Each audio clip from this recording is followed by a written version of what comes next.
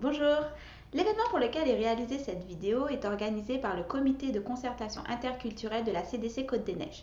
Donc encore une fois, merci de m'avoir invité. Et en gros, on m'a demandé de réaliser une vidéo courte, en phase sur le court, autour du féminisme noir, qu'est-ce que c'est? Donc en gros, j'ai quelques minutes pour essayer de vous présenter le féminisme noir, ce qui est un challenge en soi. En gros, le féminisme noir a tendance parfois à être utilisé comme des termes parapluies pour recouvrir différents courants spécifiques à différents contextes nationaux et à différentes histoires. Donc par exemple, on peut parler du black feminism, on peut parler de womanism, de l'afroféminisme, de l'afropéanisme, de l'african feminism.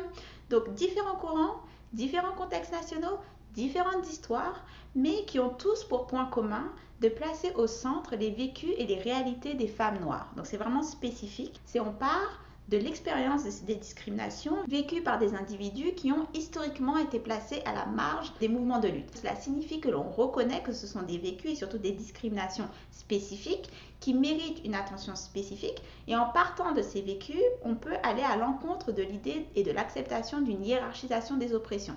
Donc on refuse cette hiérarchisation, on place au centre des individus qui ont été historiquement laissés à la marge, et à partir de leur vécu, à partir de leur discrimination, on met en place des plans d'action, une manière de théoriser les avancées et les besoins en lutte sociale. D'accord? Donc comme je l'ai dit, différents contextes nationaux, différentes histoires. Si on s'intéresse au black feminism, par exemple, c'est spécifique au contexte états-unien. Donc c'est surtout centré autour des expériences des femmes afro-américaines. Donc on a en tête bien sûr dans leur histoire des icônes comme Angela Davis, comme Bell Hooks, comme si on parle de womanism d'Alice Walker, spécifique aux États-Unis. Lorsque l'on parle par exemple de l'afropéanisme, plus spécifiquement donc en lien avec l'Europe, l'afroféminisme, encore une fois peut-être plus spécifique aux réalités et au vécu des femmes noires en France, on a en tête une autre histoire, d'autres icônes. Donc on peut parler par exemple des travaux d'Awatian, on peut parler de mouvements comme la coordination des femmes noires en France. De nos jours, on peut parler de Moissy. Donc encore une fois, contexte et références spécifiques par rapport au vécu des femmes noires, cette fois par exemple en France. Si on s'intéresse au Canada et au Québec, on a également une histoire très riche de mouvements ayant placé en leur centre, en leur cœur, les femmes noires. Très rapidement, mais encore une fois, c'est une histoire très riche qu'on ne peut pas résumer en quelques minutes, donc c'est juste un petit teaser. Je vous encourage vraiment vivement à vous intéresser à cette histoire. Mais lorsqu'on s'intéresse donc au mouvement ayant placé les femmes noires au centre de leur action et de leur théorisation, spécifique par exemple au Québec, on pense par exemple au Colored Women's Club, qui est un organisme qui a été créé en 1902, qui réunit des femmes dont majoritairement les compagnons travaillent sur des lignes de train qui relient le Canada aux États-Unis, donc des emplois qui sont malheureusement mal payés, qui les obligent parfois à être loin de leur foyer 1 à 2 semaines, mais qui est le secteur où on retrouve le plus des individus issus de la communauté noire, tout simplement parce que à l'époque, il y avait une énorme ségrégation à l'emploi, très peu de milieux de travail, très peu de secteurs acceptés d'embaucher en fait des gens issus de la communauté noire. Et donc, les compagnies de train étant un des rares secteurs où on embauchait des hommes noirs, c'était un des secteurs où ils étaient plus massivement représentés. Et donc, on a ces femmes qui se réunissent pour s'entraider et notamment vont devenir un véritable soutien, un pilier pour leur communauté. Elles vont mettre en place une pléthore d'activités d'entraide. Elles vont mettre en place une soupe populaire, elles vont faire des collectes de fonds, elles vont faire des collectes de vêtements, elles vont mettre en place des garderies donc pour aider à garder les enfants lorsque les femmes travaillent. Elles vont se réunir pour payer des places au cimetière parce qu'il y avait également une énorme ségrégation au niveau des églises. Et donc leur travail va mener notamment à la mise en place de l'Union United Church, une église qui est toujours en activité aujourd'hui, une église où la communauté noire donc pouvait se retrouver sans crainte de subir les différentes discriminations qu'elle subissait dans des autres églises. L'Union United Church, et notamment le travail du Colored Women's Club, va donner lieu plus tard au Negro Community Center, également un monument, un bâtiment très important au sein de l'histoire de la communauté noire de Montréal.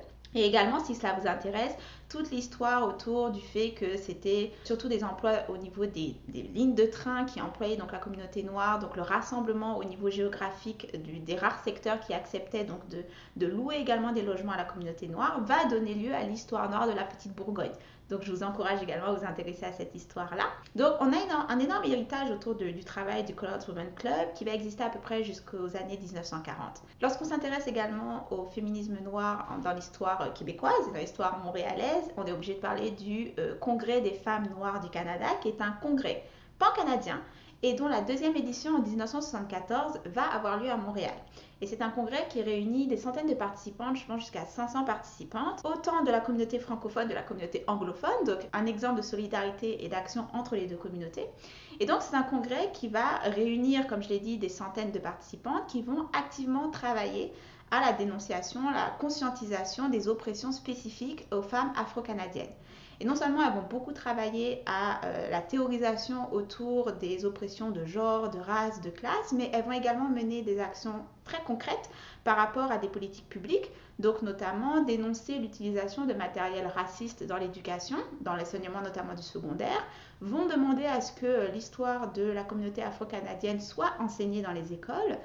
L'une de ses participantes, Esmeralda Thornhill, va devenir la première femme noire à enseigner un cours de la pensée féministe noire au sein d'une institution universitaire canadienne, donc l'Institut Simone de Beauvoir à l'Université de Concordia.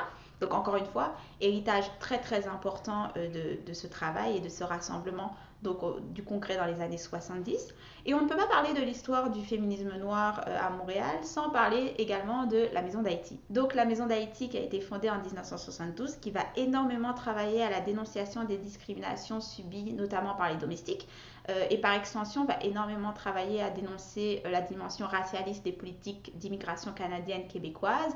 La Maison d'Haïti va également beaucoup travailler autour de l'enjeu de l'obtention de garderies. Donc ça c'est intéressant parce que lorsque l'on entend ou lorsque l'on fait l'histoire du mouvement de lutte féministe dit majoritaire et que l'on parle notamment de l'obtention de garderies, c'est une participation qui a tendance à être invisibilisée, qui a tendance à être effacée, alors que c'est bien la preuve que des femmes noires faisaient partie de mouvements de lutte très importants pour l'obtention de droits et surtout pour lutter contre les oppressions des femmes dans leur ensemble.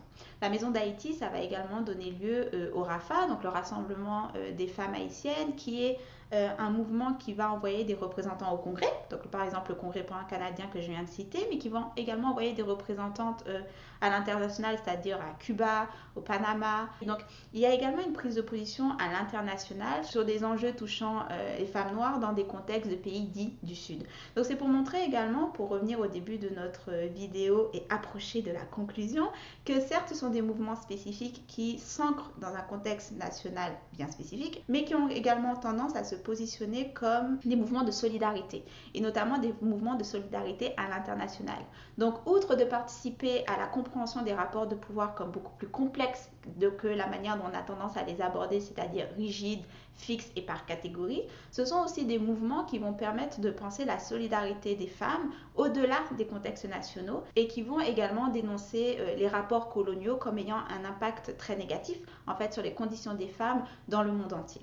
Donc c'est une histoire très riche qui malheureusement est très difficile à résumer encore moins en quelques minutes, donc c'est un challenge en soi de le faire, mais comme je l'ai dit, c'est une histoire très riche qui mérite d'être connue, qui mérite d'être enseignée, qui mérite surtout d'être transmise, parce que c'est malheureusement une histoire qui tend à être effacée, qui tend à être marginalisée ou rendue comme anecdotique, mais ça permet de mettre en avant que historiquement ce sont des femmes qui ont lutté, qui continuent de lutter et dont on bénéficie de l'héritage de ces luttes aujourd'hui.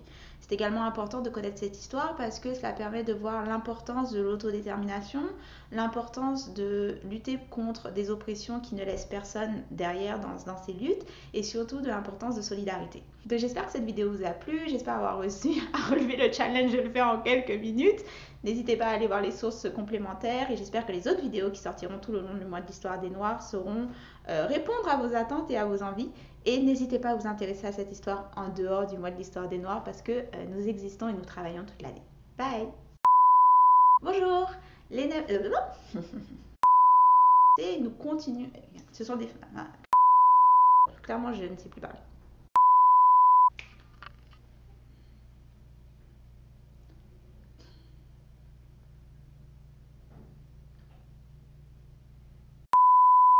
Oh mon Dieu, je sais pas si ça a marché, hein, c'était dur.